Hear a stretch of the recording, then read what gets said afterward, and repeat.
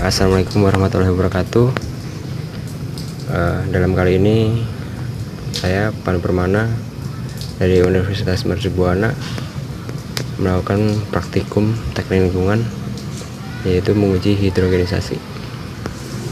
Peralatannya yaitu aki, kemudian disalurkan ke reaktor air garam, kemudian akan menghasilkan uap masuk ke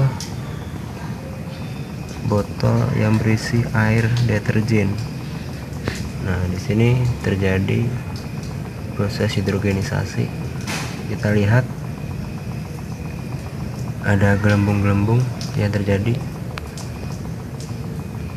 Nah, di sini kita akan menguji adanya api dari sini.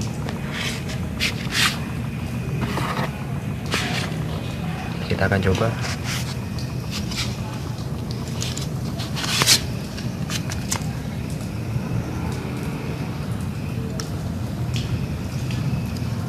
Ya, api sudah mulai muncul dan kita coba praktekkan. Terbakar. Ya, sekian dan terima kasih. Assalamualaikum warahmatullahi wabarakatuh.